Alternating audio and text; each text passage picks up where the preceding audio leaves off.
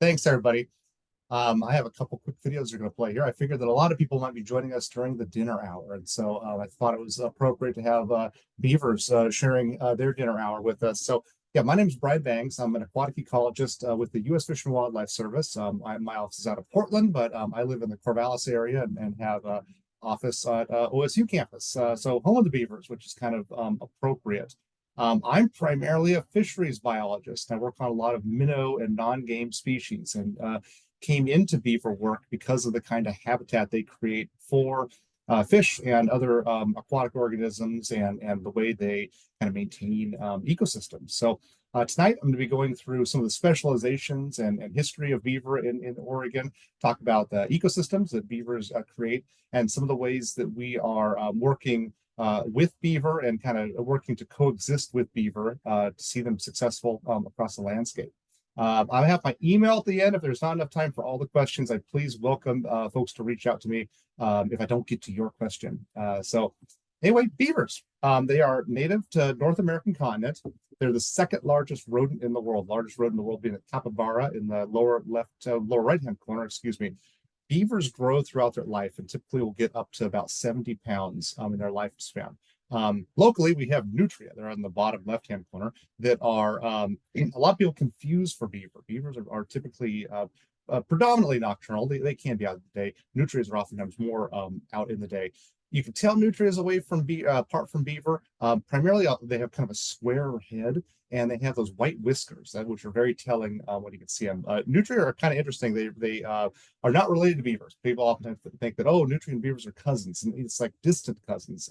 Beavers are more closely related to gophers and kangaroo rats than they are to other rodents locally. Nutria are kind of fun too. They have one of my fun water cooler fact about nutria is they have their mammary glands are on their backs, so that they spend so much time in their water that their mammary glands are on their backs, so that while they're swimming, their young can nurse while they're swimming in the water, which is kind of a bizarre nutria fact. Muskrats also super cool. They have that compressed tail, which helps them swim through the water. Very cool native species. Sometimes confused for a beaver, but also a very separate and different organism. Like many animals in prehistoric time, there was a giant beaver. Here it is in comparison to an average person. They reached up to 3 meters in length, quite a large rodent indeed. So there's two species of beaver across the world. We have, the North American beaver and the Eurasian beaver. You can see that the North American beaver ranges all across the North American continent. The Eurasian beaver has a bit different distribution, a spottier distribution. It used to be much wider ranging and has been harvested throughout large portions of this range. You might be able to see in the Finland, Sweden area there that there's a blue patch there where North American beaver have been reintroduced to those habitats just because of the loss of beaver in Europe. So the historic range of beaver, you can see it here across North America. In North America, I think one of the easiest ways to look at the historic range is they're in areas where alligators aren't super prevalent. Is what I was told initially. That there's areas down in that southern part of Florida and along the coastline there of the Gulf where beavers aren't as prevalent, where alligators are more prevalent. So historically, I think it's probably it's no surprise. They were widely trapped for their pelts historically, and they're extirpated from many locations in North America, from the 16th through 19th centuries. This is primarily for making felt, which was made into hats and clothing. I heard that one hat would take up to 3 beaver pelts worth of felt to create. So the diet of beavers, beavers are 100% herbivores. Sometimes people ask, oh, beavers, don't they eat fish? Don't they eat animals? Nope, other rodents do, but beavers are 100% herbivores. They feed on leaves and twigs and that cambrium, the inner kind of green part of bark. It's kind of underneath the bark of herbaceous plants.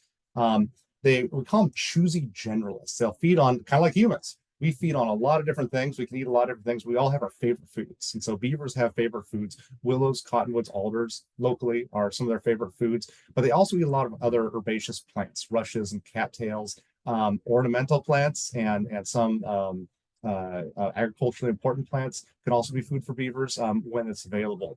One thing in areas where ponds freeze solid, beavers will actually cut down food and cache it for the winter. So they actually will weigh it down and kind of bury it in the mud at the bottom of the ponds. And then when the pond freezes over, from their dens, they actually have access underwater to actually feed, to grab on those caches and feed on food through the winter. So they'll cache through food throughout the year. Beavers are highly adapted to their lifestyles. One of the neatest things about beavers is just every part of their body you look at, it's adapted to how they operate. And it's kind of so plain as day, it's kind of fun to talk about. So I'm going to talk next couple slides talking about some of these specializations that beavers have. I'm starting with the feet. And the beavers have the front feet of beavers are very tactile and dexterous. They're picking up stones, or they're picking up and moving mud around. Their feet are kind of like almost like our hands, or a lot like raccoon feet, clawed and very dexterous. They're able to pick up and manipulate objects very easily. The hind feet are larger, and between the toes, it's webbed. They have kind of fleshy webs between their toes to help them with movement. One of their toenails has a split in it, and it's naturally occurring split in the toenail that actually acts like a comb. Actually, will run it through their hair, and they use it to get oils that they naturally produce in their body, and run it through their hair, kind of like a natural waterproofing. It's one of the ways they keep themselves waterproof and warm while moving through the water. The tail of the beaver is obviously it's compressed, it's flattened, and very large. And a lot of people think, well, they use it for propulsion. And it's not really used for propulsion as much as it's used for steering. So the back hind limbs with those webbed feet, they're kicking with those and using that primarily to swim. And they use the tail like a rudder. So they actually will twist and turn the tail in the water to actually help guide themselves through the water as they're swimming. The tail is used for fat storage. So as the beaver eats more food during the year, it will get fatter and fatter and fatter. And if it needs food during lean parts of the year, that will actually they'll utilize that fat storage. On land, the tail is actually also kind of muscular, so they'll use the tail to prop themselves up. You can think like if you look at a tree, the very base of the tree is oftentimes the widest, and then up a couple feet it gets narrower and narrower, and as you kind of enter that trunk. And that tail helps push themselves up high enough that they can get to that narrow part of the tree and chew it down in an easier spot than chewing it down right at the ground.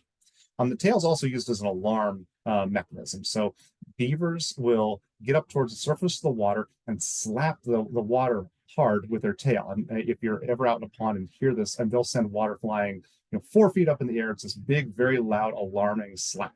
And to let other beaver know there's something wrong in the environment. They used to say, oh, there's people out here, there's a predator out here. I've been out in ponds before working where, especially as it gets towards dusk and the beavers start to get active, they'll start coming up to the surface and slapping the water around me, both as a way to try to get me out of their habitat and also let everyone else know that there's some stupid fish biologist that's out there on the pond. And it's alarming, but at the same time, you kind of get used to it after a while. And I remember one time I was out at a pond and I was sampling fish, and I was counting and measuring little fishes at a bucket, and it started to get very dark. And the beavers were slapping tails against the water and trying to get me out of there. And eventually they gave up. Eventually they were kind of like, well, this guy's not going away. And so they instead went onto land and started taking down sticks and trees and this kind of stuff and chewing on sticks. And the sound of that noise was so loud, like I couldn't hold a conversation with someone else. The grinding noise of sticks being masticated, just being broken into pieces, was just filling the air around me. And I was kind of like, this is so much more alarming and worrying than the tail slap on the water. But it works for beavers. The tail slap itself, beavers can tell the tail slap of individuals in their family from one another, and they can tell who's doing the tail slap. And juvenile beavers they'll imitate the parents by slapping the water, and will actually kind of cry wolf. We'll see if they can get the other beavers to react when they slap the water. And so beavers learn to ignore some juveniles that are out there slapping the water because they're crying wolf, and there's no predators out there. So pretty fun. The eyes of the beaver have a nictitating membrane. So it's something we have a nictitating membrane on kind of the corner of our eye, that kind of third eyelid that is historically, our long distant ancestors would have had, and it's an eyelid basically that's see-through, that they can pull closed when they're going underwater, protect themselves as they swim underwater while still being able to look underwater. So it's a thin membrane. It's a third eyelid that covers their eyes. Their ears and nose are highly developed. Beavers, primarily when they're going through water and plugging up dams, are listening for the sound of moving water to figure out where there's holes in dams. And they're not looking, they're not feeling it, they're not feeling it tactfully, they're actually listening for holes in their dams. So their eyes are highly developed, but they'll also close off when they're underwater to keep water out of their ears and their nose. One of the most bizarre things when I started working on beavers, they have two sets of lips. So they have a front set of lips, like you can see in the picture here, they're covering their front teeth. But behind the front teeth, they have a second set of fleshy lips behind there. And the idea is they can carry a stick through the water without getting their mouths full of water as they're swimming, carrying sticks. They have a little fleshy set of lips behind that first set to help get them through the water. And of course, I mean, I'm talking about all these external characteristics of beavers that are very cool. Internally, the mechanisms that allow beavers to process wood and get and break down cellulose and have bacteria that work with them and breaking down. It's probably the most cool thing about beavers. Very few animals can extract nutrients from wood like a beaver can, and it's one of the neater specializations about them. This is a beaver skull in one of my collection here. One of the cool adaptations is their teeth. And the front of beaver teeth and many other rodent teeth are orange. And that orange on the enamel is iron that's impregnated into the enamel. And the beaver teeth, you see the back side of that tooth is white. It doesn't have that same enamel to it. Well, the white side is weaker than the front side. And so as the tooth wears down as I use it, it wears down into a natural chisel shape because the front side is stronger than the back side. And the teeth will grow throughout their life. You can see this is a tooth on the right-hand image, one of those front incisors that I pulled out of the skull. Well, that incisor grows all the way back to the kind of the hinge on the jawbone. So that incisor is huge and it grows throughout their life. So beaver have to chew on sticks to break that incisor down and kind of keep using it. Otherwise, it grows too long and too large in their mouth. So anyway, a very cool specialization when your teeth are your main tool. So beaver colonies, beaver live in multi-generational colonies. Typically, this is between two beavers. They mate for life, and up to 12 individuals closely related to one another. Oftentimes, what you have are adults living in the colony. You'll have the previous year's juveniles, so the age 1 kits from last year, and age 0 kits. And so they'll typically reach maturity about 1.5 years of age, and they'll stay with their families until they're about 2. And if the habitat is suitable, they'll remain kind of on site. If the habitat doesn't have enough resources to carry more beavers, then they'll move out and try to find more habitats. And beavers can be highly territorial with one another. And one of the main causes of beaver mortality are other beavers fighting amongst themselves. Beavers have about a 100-day gestation period, and kits are born right around this time of year. So, the January to March time of year, they can have 1 to 8 kits per beaver per pairing. Average being about 4. Beavers start out not water resistant. So the picture of this baby beaver here is one that probably shouldn't quite be out of the nest yet, but you can see it's very fluffy and fuzzy. They come out not water resistant. It takes a while for them to grow and develop the oil glands that they will actually use to waterproof their fur, and so they actually will stay in the nest for the first say 2 months of their life until they are able to get in the water without getting too cold.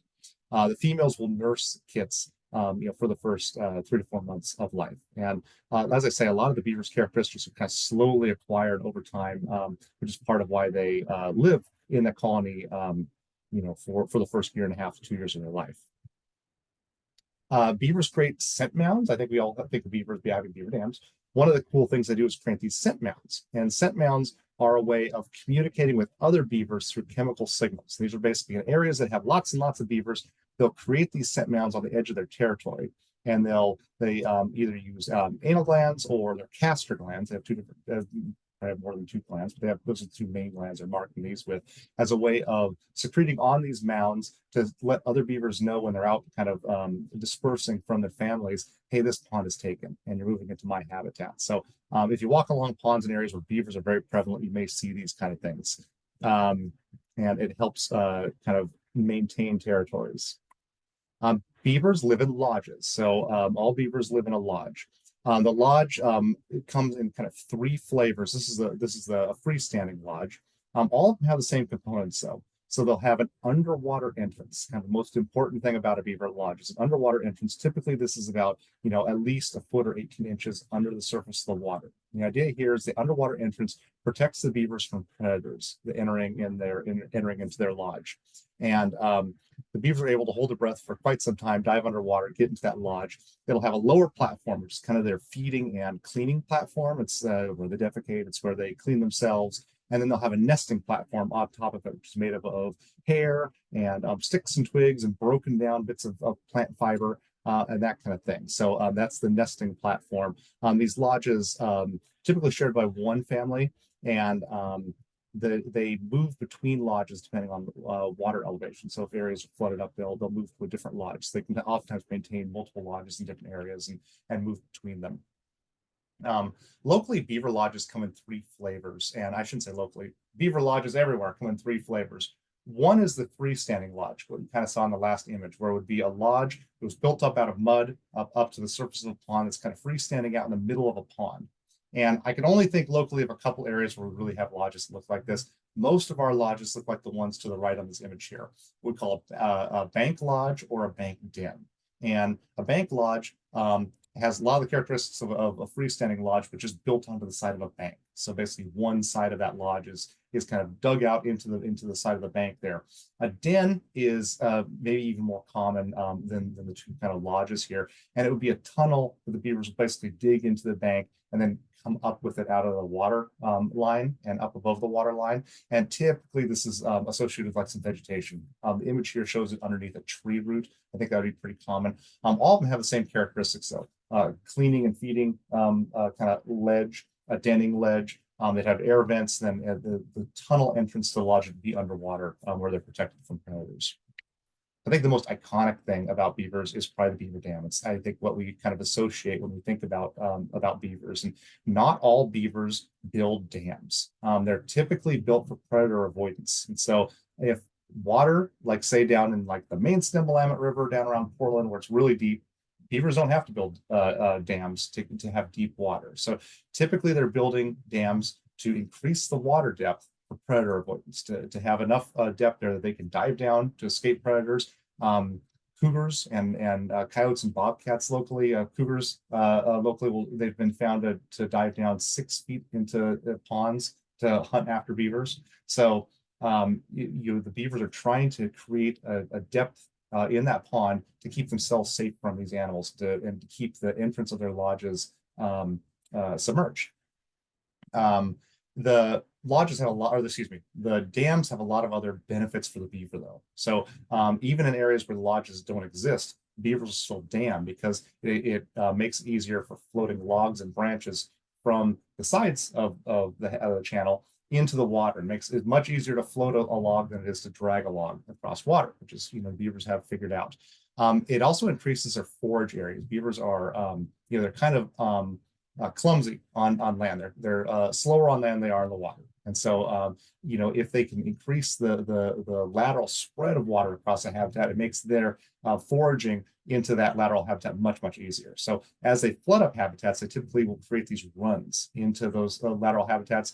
If the channel and the river is like a highway, the runs are kind of like the side streets. And so it's a little side runs that beavers will make that they can then kind of float through pretty quickly to get in and out of that side channel habitat easier. So it makes it easier for travel, and it also creates the kind of early cereal stage vegetation that beavers want. So as they flood up areas, oftentimes mature timber dies, and things like willows and cottonwoods and alders will spring up, and a lot of that 4B-like vegetational rushes and things like that will grow up around those areas too. And so it kind of creates the kind of habitat, kind of like the beaver farmland that they want to feed on. So oftentimes dams are also built in succession. So they're not just building one dam, but building multiple dams to create lots of habitat for themselves.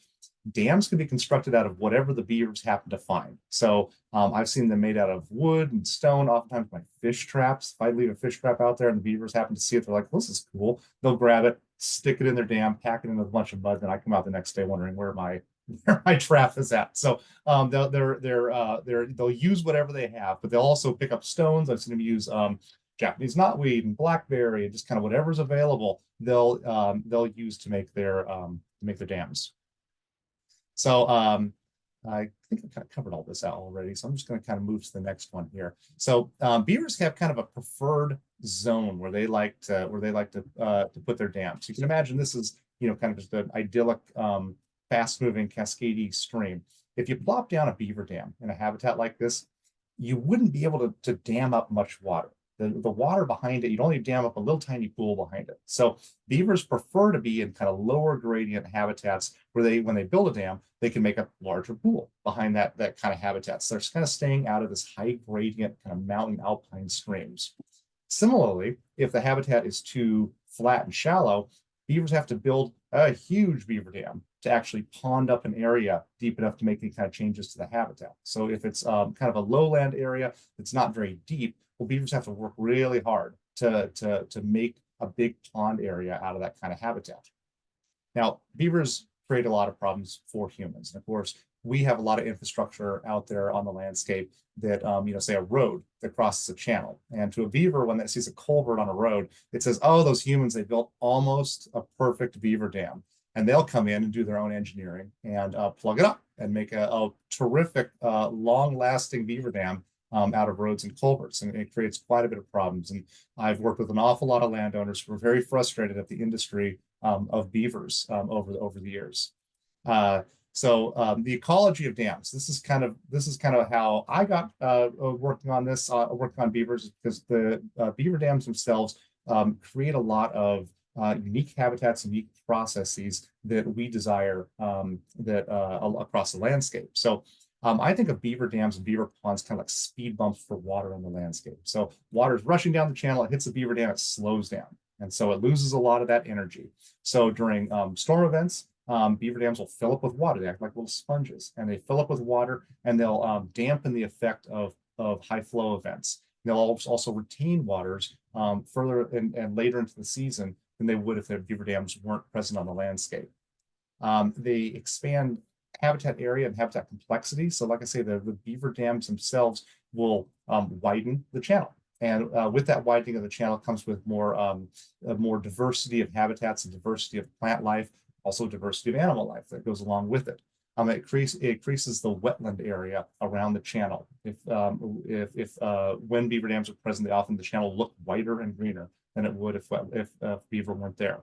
Water and water pressure will push on the water in a beaver dam constantly, and so in the pool constantly, and the water needs somewhere to go, and so it also pushes water into the groundwater. So surface water will force it down into the groundwater, and will force it laterally, increasing the water table. Beaver dams do terrific things for sediment retention and for temperature moderation. So in areas where, so you imagine if water is moving downstream, it's carrying sediment with it, and temperature within the water column is oftentimes mixing. And so if I was at the top of the water column or the bottom of the water column in a moving stream, temperature is typically the same.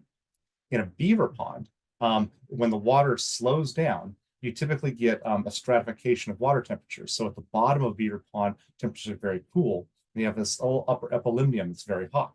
And so we have some species which are obligates on beaver dam habitats, which require hot water. Other ones which will seek refuge during hot flow or hot periods of the year in the bottoms of beaver dams, where the water is cooler than it would be in a moving channel. They can also reverse channel incision and increase floodplain connection. I'll go into that in a minute. And also they create habitat for fish, amphibians, and wildlife that's just not there when beavers are not on the landscape. So beaver dams, in essence, widen the riparian zone. The riparian zone is the interface between land and water, simply. And typically, it's the area on the landscape that supports the highest biodiversity of life. So when beavers are present, it typically has the highest productivity as well. So where beavers are present, we're simply widening that riparian zone on the landscape, creating more habitat for more species, including the ones that are of conservation concern. In a lot of areas, and especially here in Western Oregon, a lot of our channels are incised. And due to simplification of aquatic processes, our channels become down-cut and incised in the landscape. And this, I'm go through a couple of slides here. We'll talk about what beaver dams can do in habitats like this. So in an incised channel, in the left-hand image here, as the beavers begin to build dams, they'll blow out. And in image B, you'll see that during a high flow event, water comes rushing through that little narrow channel, blows out the beaver dams. But what the beaver dams do, the ones that are blown, the whole beaver dam isn't lost when that happens. You'll end up with part of a dam that's left over, and that will force water laterally into the sides of the channel and pull in more sediment into the stream. And those bumps will act like little small speed bumps to slow water down and to retain some sediment. So over time, the channel goes from kind of a chute to a meander. Over time, this will lessen the energy of water coming downstream and allow these to become perennial beaver dams and allow these things to kind of last on the habitat. So it's a complex process that kind of happens over time. A lot of beaver dams are not meant to be permanent fixtures on the landscape. So as sediment comes in, beavers will have to create kind of deeper and deeper dams to make up for the loss of habitat. And over time, what you have is more sediment retention, and beavers will actually create dams high enough to reconnect the floodplain habitats, the lateral floodplain habitats, and fill what was a scour channel back up with water. This increases the water table as well, and wetland areas around that channel. So a huge part of why we're trying to promote more kind of beaver across the landscape is because of this process here. That humans could do this, but it's a huge, costly process, and beavers are doing this for us as just part of their nature. And also with wildfire. So this is an image that I think Emily Fairfax and Chris Jordan used in the presentation, but it's two biologists who work on who study beavers and wildfire. But it's probably no surprise that wetland and water doesn't burn as high and hot and is high intensity during wildfires. So these habitats can make wonderful breaks for wildfire and also give an area for refuge for animals during wildfire. Another a key benefit of beavers. And I'm not going to go into this, but there's a wonderful publication, Jordan Fairfax from 2022, which kind of talks through a riverscape response to temperature increases and to fire kind of intensity with beavers on the landscape and when beavers are not on the landscape. Folks who are interested in this, Jordan Fairfax 2022, it's a wonderful publication. So beavers, we consider them a keystone species. They're probably, at least in the West, probably the keystone species to talk about. We're talking about keystone species. They're playing a critical role in maintaining ecosystem processes that many species are either use beaver habitats during part of their lifetime or during the entirety. They're obligate on floodplain habitats created by beavers. I primarily worked for much of my career on the recovery of the Oregon chub, which is an obligate. The fish in the front is an Oregon chub, obligate on floodplain habitats, and almost every beaver habitat is also, or every chub habitat is also a beaver habitat. But in the back, that's a Chinook salmon, and Chinook utilize beaver habitats because of how productive they are, how much primary productivity occurs in a beaver pond, and then how much we get insect and macroinvertebrate life occurs in these things as well, increases their growth rate. So they really seek these things out and seek them as refuge during high flow events. So the other side of this, of course, is that beavers have a lot of conflicts with humans. Beavers are probably second to humans in changing the landscape in the West. So I mentioned they plug up culverts, but they also chew down a lot of trees that are important to people who are living along waterways. So one of the things you can do for this, of course, is cage up trees. So in areas where people are fighting beavers, chopping down their trees, and they want to protect ornamental trees, they want to protect agricultural trees, we say, oh, cage up your trees. You can also mix paint with sand and paint the trees, and you have to do it frequently, but the abrasive quality of the sand in the paint will usually make beavers move on. But caging works really well. You have to get high enough though, because beavers will actually lift themselves up with their tail to chew on bark. So you have to get it high enough.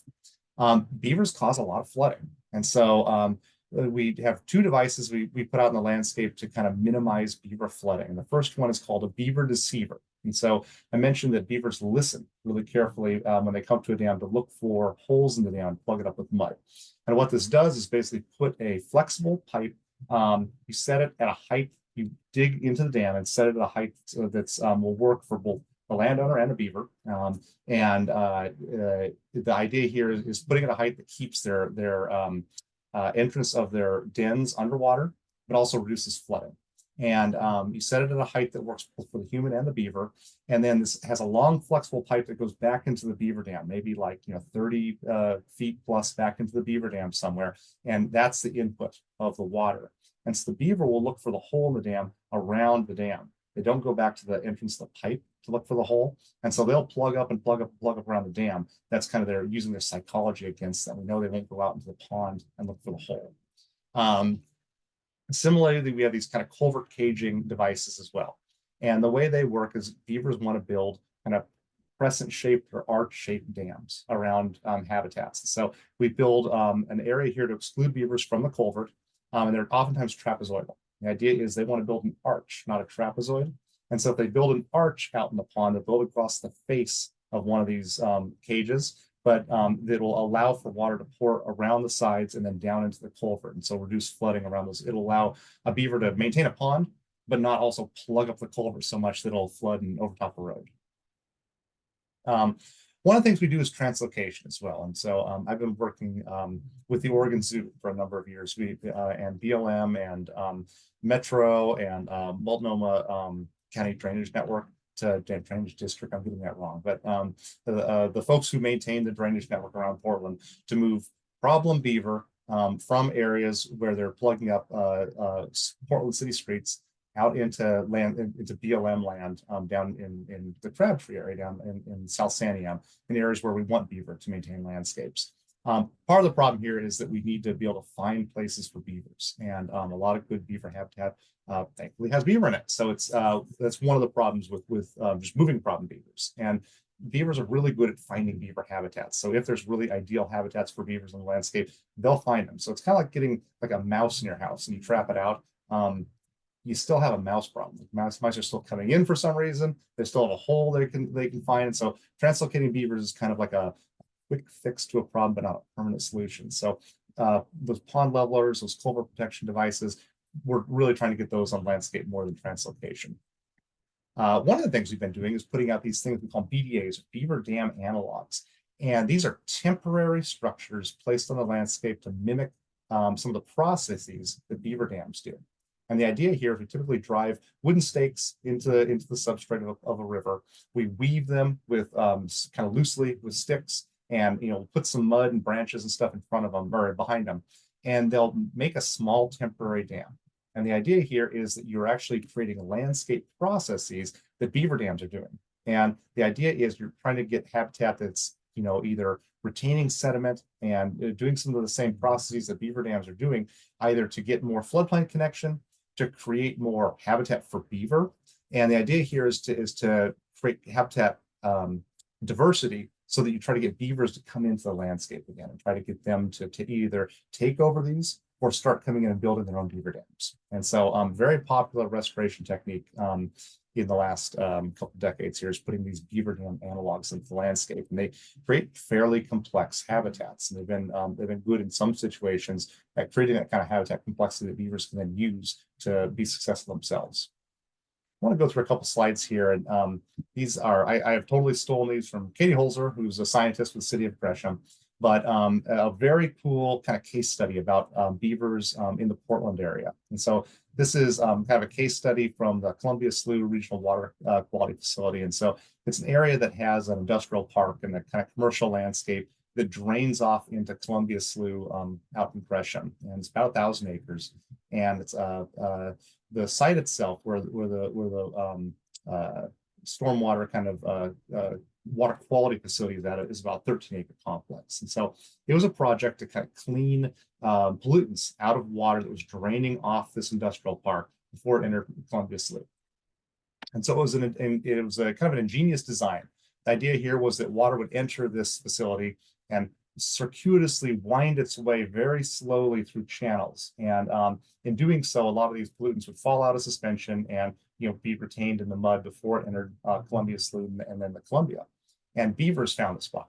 Beavers said, "Oh, this is cool, but we could do it better." And they came in. These little orange bars are beaver dams. And so they came in. They plugged up a bunch of channels. They built a bunch of deep beaver dams, and they decided, like, this is now our habitat. This is our spot. And so the city of Gresham was wondering, well, what do we do about this? And of course, they had the foresight to say, well, what are the beavers doing? How are they maintaining this habitat, and how are they achieving our goals? And so what they did was they looked at the removal of pollutants from the design that was working before the beavers came in, and said, okay, we're getting somewhere between 10 and 50% of the pollutants were being pulled out of the water before it entered Columbia Slough.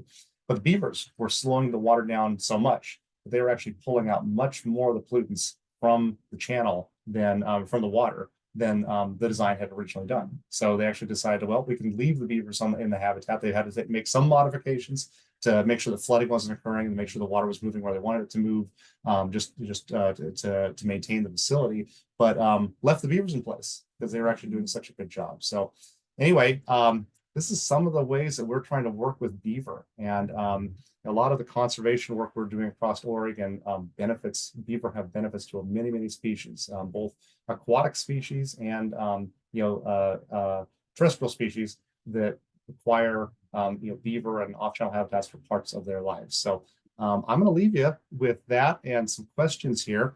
I put a link here, and I'm hoping that Danielle sends it out after the presentation here, but we have a beaver restoration guidebook. It's hosted on the Fish and Wildlife Service website, and it's has a lot more information than what I went through tonight on both beaver ecology and also how to live with beavers. And Emily Fairfax, I mentioned her before. She has some wonderful resources for educators and some really good kind of science communication. This wonderful stop motion animation of beavers building a pond and kind of how beavers interact with fire. It's well worth checking out.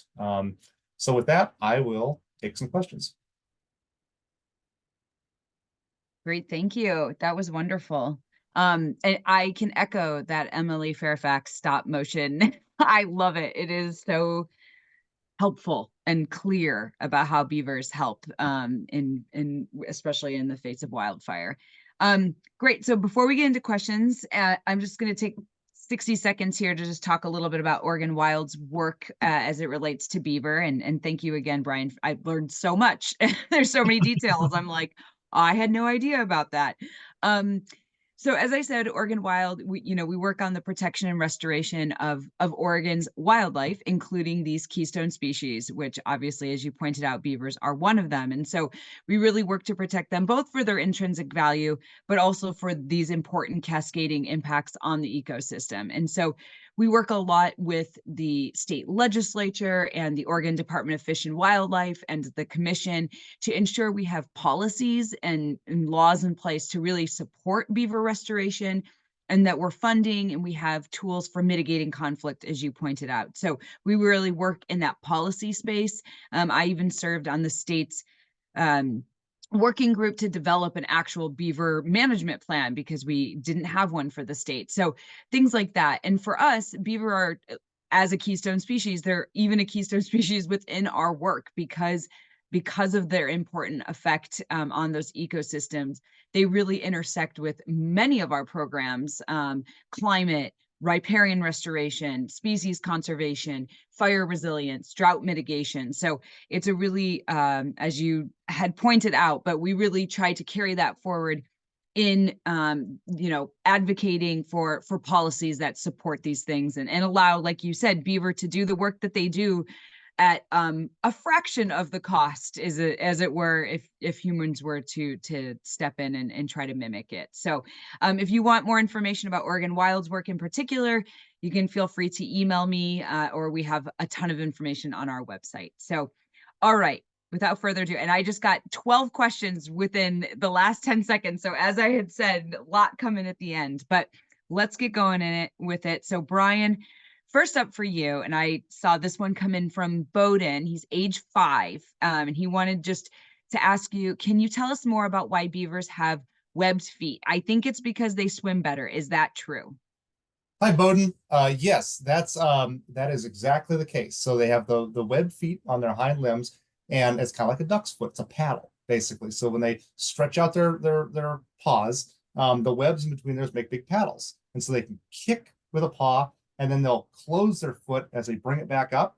And so it doesn't, so when they kick, they are pushing water, and then they close their paw up, and they're not dragging the water. And so they can pull their foot through the water and then open it up again and then kick again. And so it's the way for them to propel themselves through the water. And then they use that tail like a rudder to steer themselves as they move through the water. Amazing. Thank you. I had a question. It says, are there subgroups, cultures? Do they have personalities, dispositions, preferences that vary by individual or family or subgroup? So I think a little bit, yeah, into the social dynamics of beavers. I that's a hard. Anytime we're talking about psychology of animals, that's a hard question. Yes, yes. Let me tell you this. There have been a bunch of studies done trying to figure out if beavers, because not all beavers build beaver dams.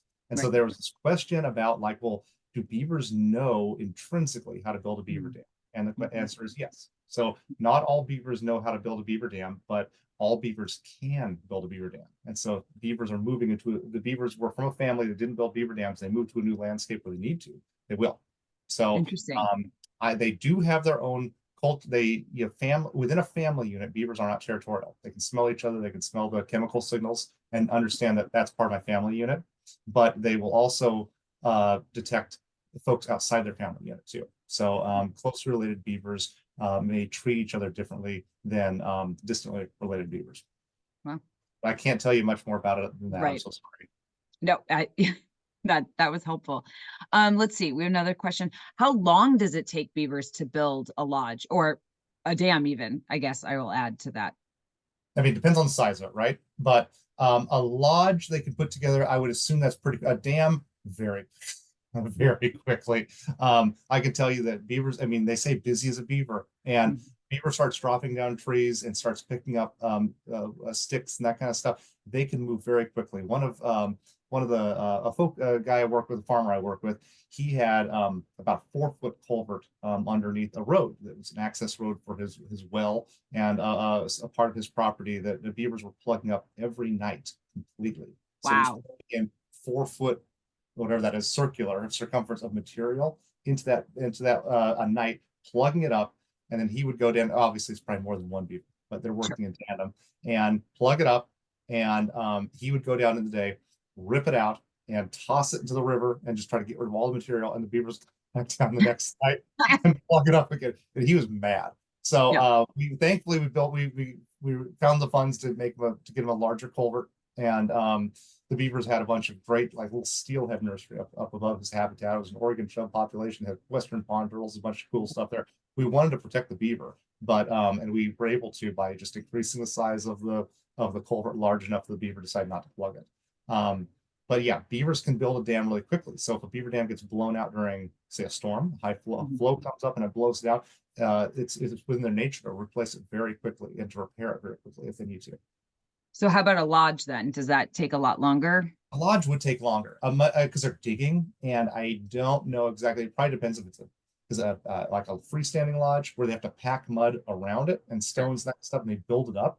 And it all depends on like how deep it is and how much material they have to use around it. There's a lot of factors, right? Like building anything, there'd be a lot of as material all right there. They have to go somewhere to get it.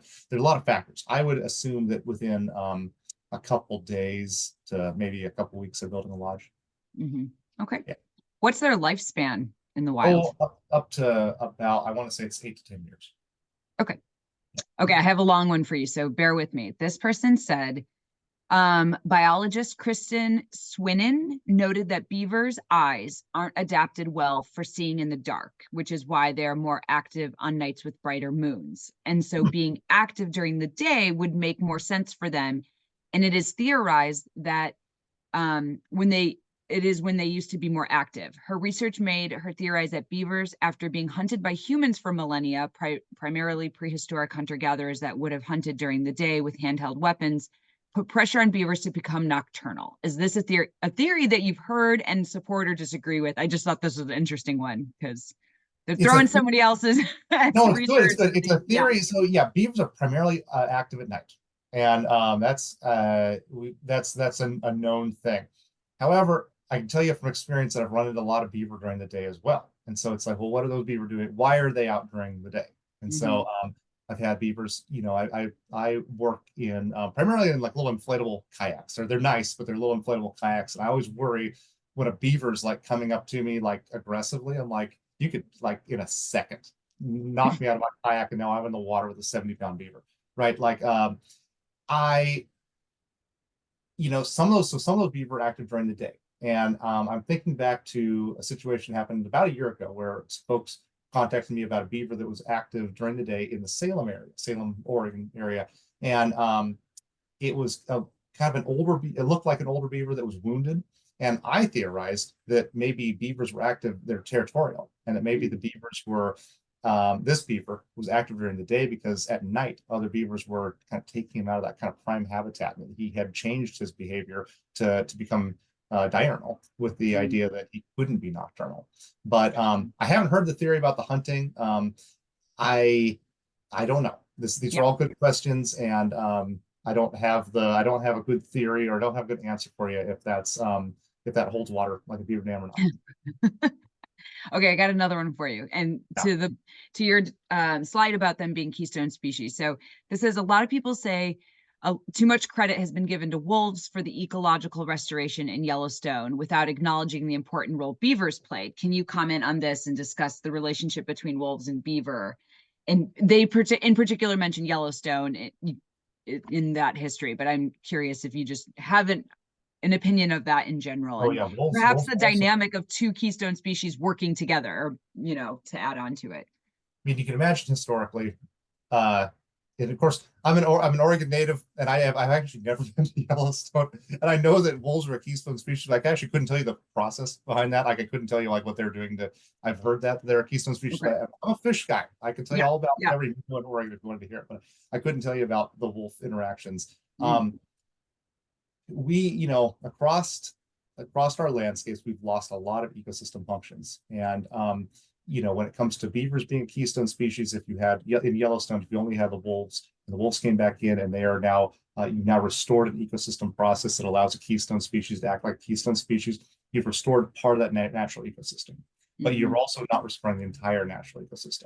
In Oregon, we getting beavers on the landscape means that we're restoring an ecosystem process that allowed, I kind of went through those in the slides, allows things to happen that encourage more habitat complexity, allows more habitats for more species to cross the landscape, and it encourages these kind of alluvial channel processes, these riverine processes that create habitats that a lot of our animals need that we're lacking.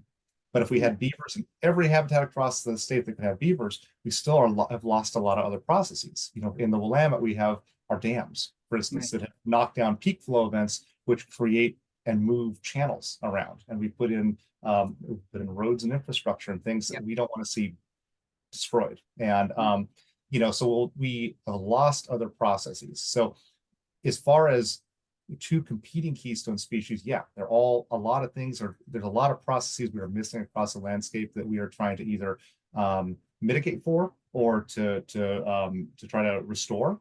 And having multiple at Yellowstone working together, that's awesome. And Yeah. a lot of our job is trying to like I say, mitigate for or restore a lot of those processes everywhere. Yeah.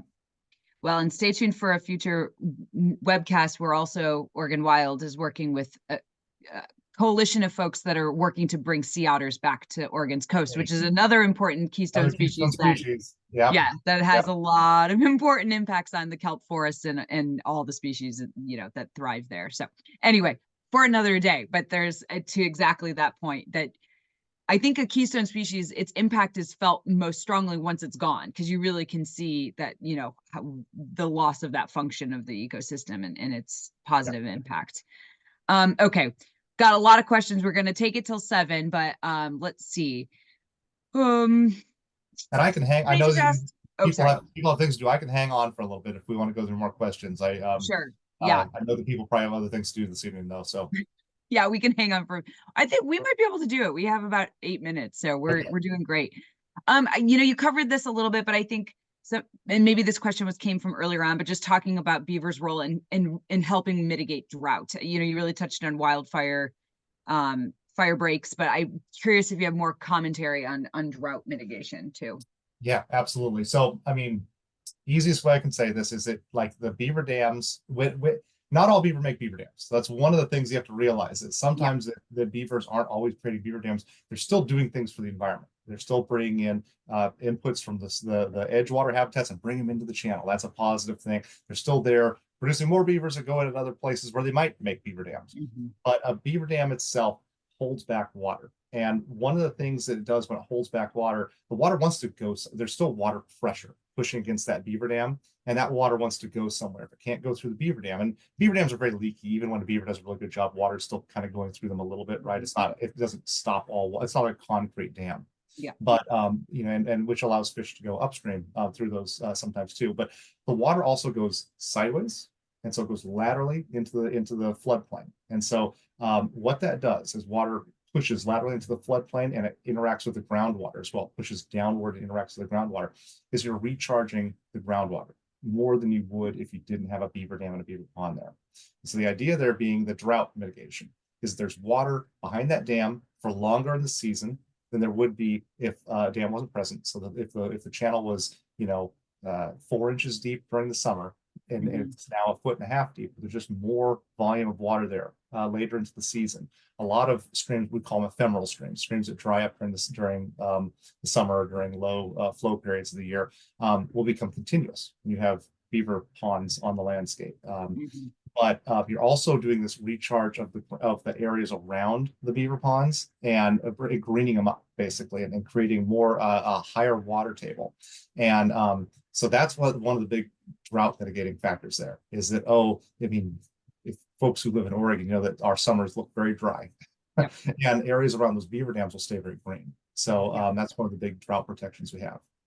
For sure. And to that point, somebody asked, how do fish get past beaver dams? Which fish passage is definitely one that has come up from time to time. Not all beaver dams are going to be able to pass fish, but there's a Native American saying that the beaver taught the salmon to jump, and that fish can get above beaver dams. They can jump across beaver dams. I've seen some salmon jump across some amazingly tall beaver dams that I'm like, you're kidding me. And that they can get over these things, and they evolve together to get across these things. Now, beaver dams themselves are fairly leaky, and if they're full, water will pour over the top of them, and fish will find ways to get in and around them oftentimes. So not all pass fish, but a lot of them do. Sure. Okay, let's see. Where do beavers shelter while they are in the process of building their lodge, for example? That is a tough one. Beavers are not sheltering in the process of building their lodge. Oh, so they're exposed. Yeah, they're exposed. So that's kind of job one. When we translocate beavers, one of the things that some folks have found that increases the success of beavers to both stay on that landscape is to cut up a bunch of logs and sticks and stuff and put them on site. So the beavers have something to quickly build with and have both food available, and also have something they can quickly, a starter Lincoln log set that they can grab from and quickly build some sort of a temporary lodge with for protection. That makes sense. Well, and I wondered, and there's some questions to this, and you mentioned it a little bit, but especially when you're talking beaver relocation, trying to get beaver back onto the landscape, is there a situation where a habitat is too degraded to even support beaver returning? Yeah, absolutely. And a lot of what we're pushing for is when even beavers are really good at dispersing. Beavers can move quickly and efficiently across the landscape. One of the things we're really pushing for is, people are like, translocation, it looks neat, and we get to handle these cute animals, move them across the landscape. And beavers are really widespread habitats are degraded. A lot of what we're pushing for is like plantings and getting processes back in place that would help beavers establish themselves in the landscape. And so a lot of our forests and areas in riparian zones that are just mature Doug fir and cedar forests don't really support beaver. They like that early cereal stage vegetation with the willows and the cottonwoods and those kind of young herbaceous plants. So it's like, get those established and get galleries of those established, and you kind of like, if you build it, they will come. And get those kind of things established, and they'll start coming through. And if beavers will also move through habitats, so if they eat an area, all the vegetation out of an area, they'll move to a new area and wait for the vegetation to come back. And so, but if there's enough there, they'll stay in place. And so it's kind of one of those, if you can establish a large enough area, they'll just want to, they're lazy like the rest of us. They want to stay in place. Why would I leave? They'll plant their flag and say, home, this is where we live now. And they will want to do that. And of course, then as like I say, as they build the dams, they do their processes, they're making habitat that helps support themselves. Sure. Do beavers reuse lodges? Yeah. And Okay. so beavers will oftentimes have other lodges around, they'll abandon them. One thing I didn't talk about is kind of fun, but other animals use beaver lodges. Oh, So fun. muskrats use beaver lodges, and especially in like pond, in a lot of, not necessarily here in Oregon, but in areas where a little bit higher elevation or higher latitude areas, the ponds will freeze over solid in the winter, right? And beaver lodge, the entrance to beaver lodges are typically under the water, and so they typically put them under that frozen zone so that Mm, they can enter the pond while this top is frozen. So other animals will enter the beaver lodge pre-freeze and then use them. So they'll find muskrats and frogs and other things using otter occasionally. Otters will also predate on beaver, but they'll occasionally use them, see them using portions of the beaver lodge. But yeah, other animals use these things along with the beaver. And then interesting. where the ice is frozen over, like I say, they cache food down the ponds. And so then they won't leave that pond all winter. They'll leave the lodge, get into the pond, go grab a bunch of vegetation, bring it back up to the lodge, chew on it, and then that's all they're doing. So that they Yeah, will just stay kind of in the lodge, going to the refrigerator when they need it. that's funny. Well, and a muskrat being in there is like adding the complicated layer of you think you're seeing a beaver, it's in a lodge, and then you're like, wait a minute, I Yeah. should really double check because then it might not be. Is it a Um, baby beaver or is it a muskrat? exactly. One person asked just what's something that people can do to help convince legislators and other power decision makers, to better protect and support beavers, which, I have an opinion. I don't, know if you want to share something, Brian, but this is No, obviously and our wheelhouse. beaver, yeah, beaver, the public stance on beaver and the agency stance on beaver has changed an awful lot in the last Mhm. 5 years or so. And so a lot where beavers were considered a predatory species by the state agencies. At one point, up to recently, beavers were managed both by Oregon Department of Agriculture as a pest species, basically, that could be taken at will. And now it's all being managed by ODFW, where there's whole different systems of kind of tracking, take, and getting permission to take beavers. And it's all sort of in flux, but there's been a big change in the last Mhm. couple of years in how we're managing beavers across the state. So um, I would say if is supporting the folks who are making those changes and working with them to help those things be successful is the way Mhm. we be successful for beavers. That's my Yeah. my take on the whole thing. So that would be Yeah. supporting watershed councils, supporting people who are out there doing these coexistence Mhm. devices, and then things like this, getting the word out that like, oh, there are other strategies to landowners and other folks that Yep. beaver management used to be only lethal. Yes. 10, Yes. 15 years ago, all the things I taught, the coexistence devices, were not being used, period. And Yeah. so this is all a relatively new thing. So supporting those and getting the word out that there are other options available to manage beaver on the landscape besides lethal removal, that's the way we support beaver. Yeah. And I would say as an advocacy organization, I mean, in part, those changes are because of some of these types of organizations and watershed councils and others saying, hey, we should not just turn to lethal first. There's obviously a lot of positive benefits in addition to just the intrinsic value of the species. So I would also say that just, signing up with Oregon Wild or other organizations that share opportunities. We always do a wildlife lobby day in Salem to talk about the things that matter. And 2 years ago or 2 years ago, it was the beaver bill that changed the status from being a predatory, to being a fur bearer with a lot of more um, consideration for not just going to lethal and obviously trying to better support beaver restoration. So I agree. And I think lending your voice is what moved these decision makers and these policies to change in the first place. And now why you're seeing it on the ground, like literally. Okay, so we'll do, I think I have a couple more questions and we'll round out about 7:05, which is pretty good. Somebody wanted to know if beavers build dams on lakes. Well, if the lake was shallow, they sure would. So they would they're building dams to essentially to increase water elevation. And so if the lake is relatively shallow, and lake is kind of a hard word because what's a lake Yeah, versus a pond right. versus it's there, these are kind of fuzzy terms a little bit.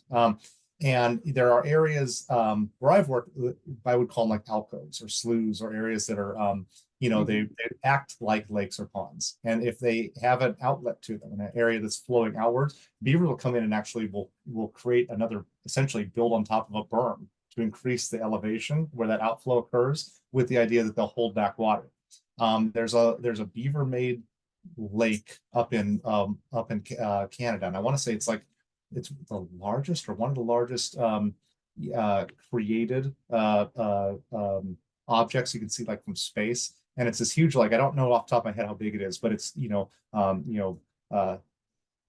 hundreds of I don't know, hundreds of kilometers because it's Canada, but huge beaver dam that's been there for eons, that beavers have successfully built on again and again and again. It's basically made a huge lake that they have created in Canada. I wish I knew the off the top of my head what it's called, but or the size of it. But they will build in some situations if they can manage it. Typically, a lake around here, you consider a lake deep enough, the beavers don't have to build on Yeah, until then. Yeah. right, exactly. That makes sense. I just looked through, I think we mostly got all the questions. There were a lot of just thank you for this presentation. You're probably going to get a few emails. I told Good. people to email you directly, wondering if they can get your slides or at least just, some of that additional information. And then for those still on the webcast, when we send out the recording, I'm going to share some additional resources that Brian shared with me so that you will have that information. But yeah, thank you so much for your time. This was incredibly educational and helpful, and so happy to see hopefully so many more new beaver believers if they weren't already. So thank you everyone for joining us, and have a great night. Thanks for Thanks, joining our everyone. webcast. Bye.